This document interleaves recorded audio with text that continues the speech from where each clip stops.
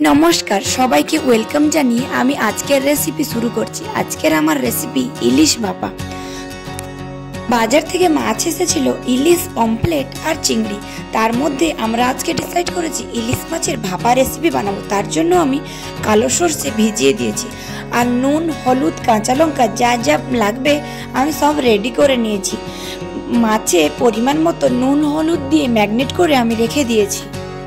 মাছের রাজা ইলিশ তো খুব সবারই পছন্দের আর ইলিশ মাছের ভাপা একটি জনপ্রিয় রেসিপি।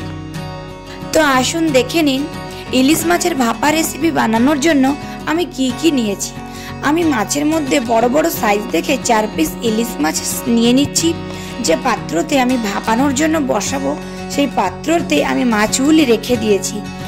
কালো সরষে আমি ভিজিয়ে রেখেছিলাম, সেটা মিহি পেস্ট করে কিছু পরিমাণ সরষে বাটা আমি মাছের উপরে দিয়ে দিচ্ছি আর মশলার জলটাও আমি পরিমাণ মতো দিয়ে দিচ্ছি। এই রেসিপিটা বেশ মাখা মাখা হয়, গায়ে গায়ে জল থাকে, বেশিটা জল দেওয়া হয় না। পরিমাণ মতো লবণ আর হলুদ গুঁড়ো দিয়ে আমি কাঁচা লঙ্কা চিড়ে রাখা কাঁচা লঙ্কাগুলো এতে দিয়ে দেব। যেহেতু আমার মাছে নুন আর হলুদ পরিমাণ মতো দেওয়া আছে তাই এখানে ভেবেচিন্তে পরিমাণ মতো দিতে হবে।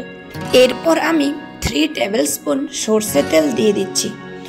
এই ইলিশ মাছের ভাপা রেসিপির মোস্ট ইম্পর্টেন্ট পার্ট হচ্ছে সরষে তেল আর কাঁচা লঙ্কা চেরা আর সরষে বাটা।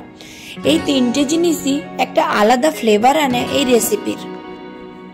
সব কিছু দিয়ে দেওয়ার পর আমি চামচ দিয়ে ভালো করে মিক্স করে এই ঢাকনাটা বন্ধ করে দেব।